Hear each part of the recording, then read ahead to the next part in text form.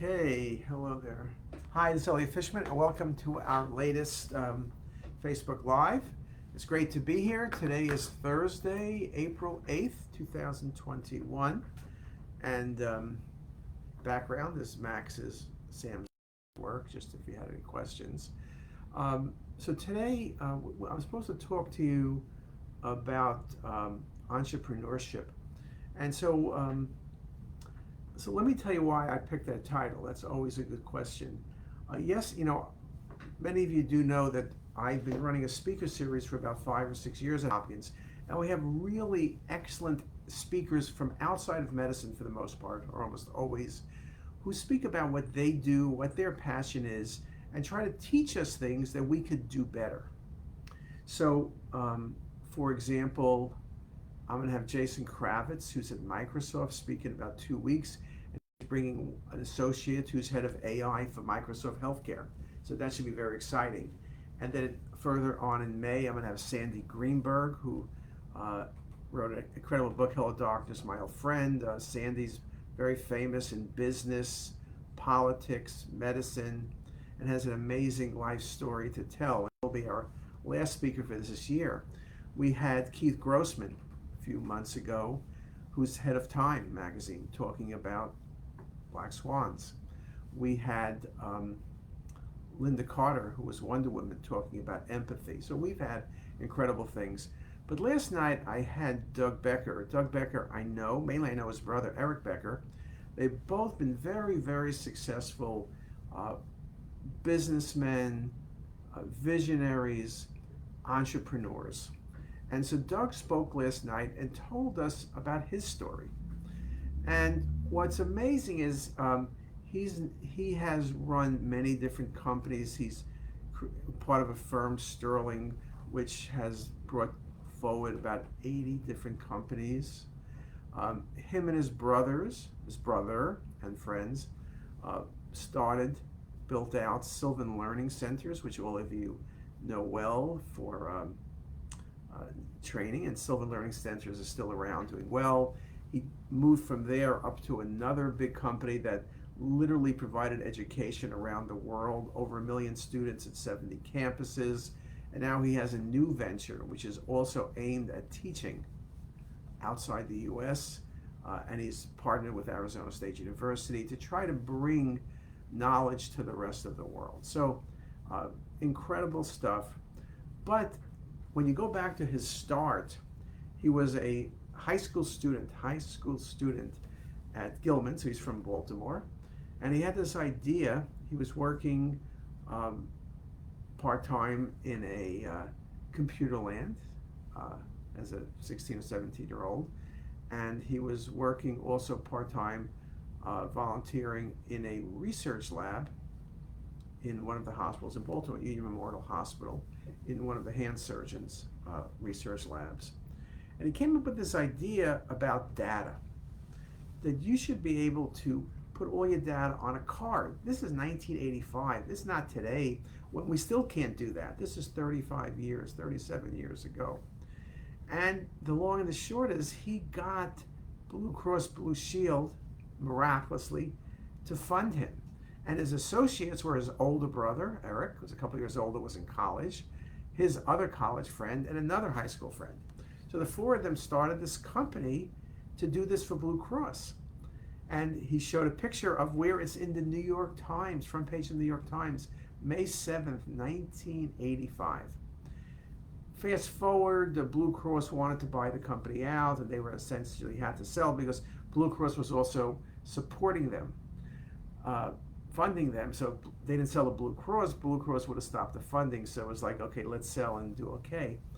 Well, if you think about it, Blue Cross eventually gave up on the project because there was no one in the company who was passionate about it, or no one knew how to do it. They used some mainframes, but Blue Cross of Maryland could have been the ones who developed the medical record 37 years ago. What Doug wanted to do and what he was doing, still people aren't doing. He had the vision and the knowledge to make it happen. That's entrepreneurship. But to me, that's really brilliance. It's the idea of thinking about something, putting your passion, and he spoke about this, you have to be passionate, you need to be driven, you need to be focused. Putting all of that together to develop this product, which he's done on every single thing he did. And so when I look at, and he talked about it for the public good. Now, he made the point that, if you have a very successful company, let's be honest, you're going to make money, which is not a bad thing, right? But he was also saying that his goal was not to make money. His goal was to make a difference. Now, it's some people, he said, which is true, want to become wealthy. They have an idea, they're going to monetize it, they're going to become wealthy. Steve Jobs became very wealthy. His goal was not to be a billionaire or the richest guy in the cemetery. His job was to make a dent in the universe, to change the way we work and the way we think. And that's what Steve was able to do. And of course, Steve became very wealthy because you had Apple stock and you did really well. So that part is really good. But he said entrepreneurship for the public good is, when he did the educational companies, we were helping people. We were helping people who were failing in school to be successful in school. We were failing on people who weren't able to get an education because they couldn't afford it. We were giving hundreds of $millions worth of scholarships. We were sneaking people into classes because once we had the class already, what difference did it make if we had a few more people? So doing things for the public good is not a bad thing. And being an entrepreneur, people think of entrepreneurs, he made the point that you're some type of hustler, that you're making money and you're trying to, all you want to do is make money. His point was, no, entrepreneurship can be for the public good. You could develop things that are for the public good.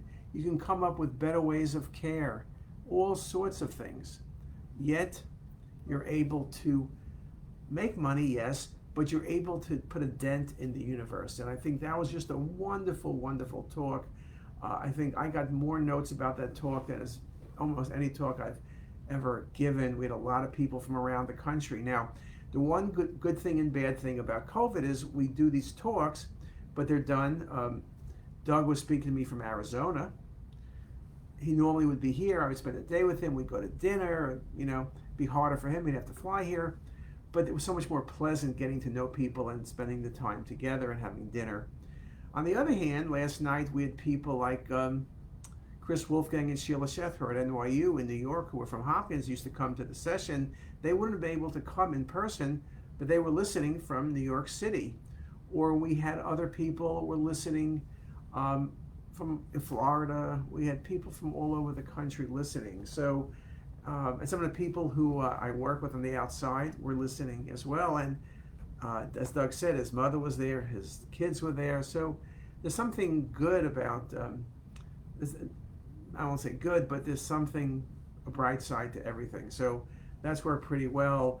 Unfortunately, we can't list for everybody the link because when we did that in the beginning, people started face bombing or Zoom bombing us. So it's a bit of a challenge. Now, let me just say hello to a few people. John Biacchino. Yeah, black and white cookies. Those of you who know, I'm big fans of black and white cookies, and I used to bring them in, but I had them shipped from New York, one for every body CT tech, and they're pre-wrapped, so it's safe and everything else, and from a place called Zaro's. There's a lot of good places in New York. I have to admit, everybody in New York has their best black and white cookie. Zaro's is really good, and when I used to bring them into work, it's at the train station, so it's easier to do that. And then B Mudge, hey B Mudge, hey B, look, I grew a beard for the first time ever. I'm not sure how well it looks, but it looks a little scruffy, but not better than I thought I could do. B was our chief tech a few months ago. Now B is watching from sunny OC, and those of you who are from Maryland know OC means Ocean City. It's not like the OC on what was that, the TV show on the West Coast, Orange County. It's not Orange County. I think B likes Ocean City, but I think she'd prefer to be in Orange County, to be honest. But she's an OC. They have a boardwalk, they have water, they have beach. I'm not sure if people are behaving down there, but there probably aren't that many people. It's still off season and school is on, though I guess some spring breakers are there. Ocean City is a classic place you go if you're from Maryland. There's also the beaches in Rehoboth, which is in Delaware, and Dewey Beach, whatever those beaches are. But hi B, glad everything's going well. And then we have somebody who also says hello. I can't read their name. I think they're from China or some place like that. So I'm glad they're able to join us as well. And yeah, B, we had your cookies for you. And then Nora O'Donnell, oh, I think I met her. She's watching from a cold, showery Dublin. But Dublin's always, I thought at first you were in a cold shower, but Dublin is always cold. When I went there, it was sunny all 3 days. And in Dublin, we have some of our friends, Leo Lawler, who was a fellow at Hopkins and staff at Hopkins for many years, is in Dublin. He's in charge of one of the hospitals there. And I was in Dublin, I was a few years ago, or a number of years ago now, I was made a member of the Royal College of Ireland. So I have a big certificate in my office, and I was there. I remember the day I was there. I think it was the 250th or 500th, I forgot which one, anniversary of what's the beer from Ireland? It's not Heineken, no. So it was their anniversary. So I was there then, and yeah, Ireland's a wonderful place. They have really good bagels. I will also say that as well. So going back to the topic at hand, one of the things we are trying to do and try to figure out is how to encourage people thinking great ideas and following through. I think one of the challenges, people often do come up with ideas, but then they kind of don't follow through, because anything that's really difficult takes a lot of work. But I think listening to other people who've been successful, you kind of learn that you need to know in advance that you're going to have to put the time in. Whether it was a Steve Jobs or an Ed Catmull or a Jensen Wang or a Bill Gates, it really isn't, you just do something and you get it right the first time. It's the learning. And I know it's Guinness, Nora. It was Guinness. And let me just tell you, Guinness beer, I'm not a beer drinker, so you have to take it. They gave me this Guinness beer. So first of all, I was at a country club. It's a really nice country club in Dublin. The beer was like, I barely could pick it up. It was so big and so heavy. And then I tasted it. It was terrible. I mean, terrible, terrible, terrible. So they said to me, oh, Elliot, you don't drink beer. So we'll give you this other beer that the women drink. They gave me another one, this gigantic glass. I took like a micro zip. It was the worst thing I've ever tasted. Now, I'm not saying Guinness is not good beer, but I think in my entire life, I'm drinking like maybe 20 ounces of beer, maybe. That's like maybe exaggerating. Maybe it's more like 8 ounces of beer. So I'm not a good judge, but I know Guinness is very dark, and the one they gave me after wasn't so dark, but boy, that was really strong. But it was the 500th, maybe, or 250th anniversary, and Guinness gave everybody in the country one free big mug of beer. It was not a pretty sight when I was coming home that night. And they had this thing in Dublin, I remember, where you couldn't smoke in the bars. They had to have, they had buses, you had to go in the bus to smoke. So like you were smoking in a car equivalent. I don't know if that's true anymore, but I do vaguely remember that as well. And that was probably a decade ago. And I see B and John are having a conversation here. No, I think that it's very exciting what people are doing. We are, one of the things we also do on CTisus now, we are trying to do something called Clubhouse. Clubhouse is one of this new medias where you get together as a group and you speak. Right now, the problem with Facebook Live is you can ask me questions or write things down, but only I'm speaking. Clubhouse, which is kind of like right here on my computer, I don't know if you can see it. First of all, you have to be invited, so it's kind of snooty. And I got like 6 invitations, so you want to be invited. Like, I think I may have invited B Mudge, but she never shows up. I have 6 invites, so if I have to search, and then I could put down a person's name, and then I invite them, and they could come. If you don't get invited, you can't go. So I just invited B. So, and then it looks like the invite says, "Hi B, I invited you to Clubhouse. Make sure you use the number." It almost looks like spam to me. So it's kind of a little bit of a challenge. But we've done it for about the last 4 or 5 weeks, trying to see if that's a way of increasing our interaction with people. And we are very interested in what it takes to do things that are really good. So I think it's very exciting. If you have any questions, now's probably a good time. Hopefully everybody is getting vaccinated. I think It's about 30% in the US now, though I am a little concerned that the numbers of COVID are going up in Maryland and in like 20 states. There is some good news from Israel, which shows that the more people that get vaccinated, the less people become infected. And so they were looking at children who can't get vaccinated, but for every 20% or so of more people getting vaccinated, the number of infections in children drops by half, which means that the spread, remember there was concern that you would get a vaccine, but you still could spread the virus. It looks like it eliminates spread or minimizes spread. So that becomes very, very important. So that part's really good news. I know all over now in Maryland, they are making it available. Every state has different things. I think Massachusetts, anybody over 16 can get a vaccine now. Maryland, I think it's going to take to mid or late April or early May. We also know that Pfizer has finished the testing of the 11 to 16-year-olds or 11 to 15-year-olds. And from what I'm told, the results are really good. That can be very promising. The under 12, I think the results will be good, but you're not going to really know that till the end of the year or early next year. They're recruiting patients already. They're working on the dosage, but it's going to take a while. So I think that's all positive, but I think you still need to be careful. I know Beach in Ocean City, I'm sure she's being careful. I think if you have a private house, so you're away from people, you have a private pool, it's probably not a bad thing to do. I think, I was speaking to someone who was going up to Boston. On Monday, the flight was full, the airport was full. Delta's announced they were not selling middle seats, but as of May 1, middle seats will be sold. So there's a lot of change going on. And Lydiana is feeling better, I hope. Lydiana got her vaccine this week, so that part's really good.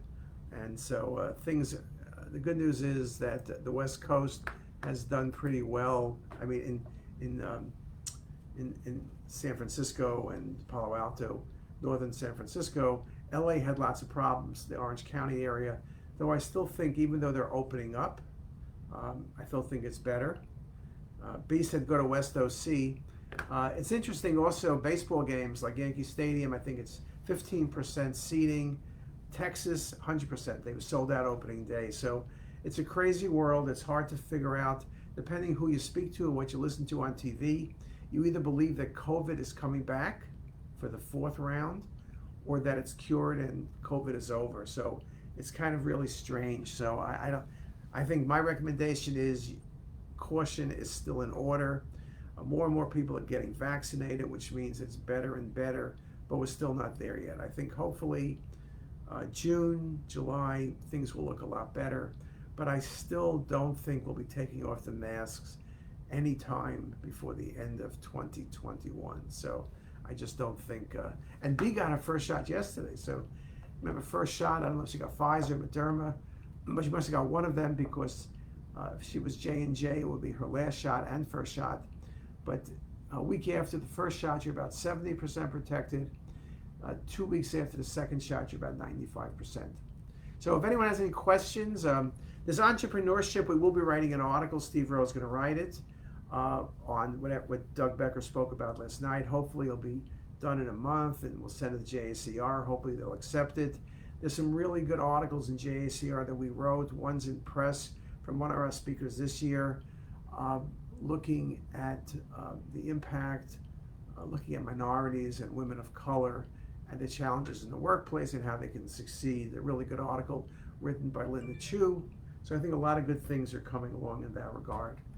So with that, I'll stop there. And B, I'm sorry they ate up all the black and white cookies, but I want to let you know that I did not eat one.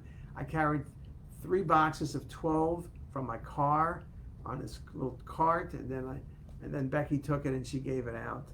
So anyway, with that, I hope everyone has a great day, and we'll speak to you soon.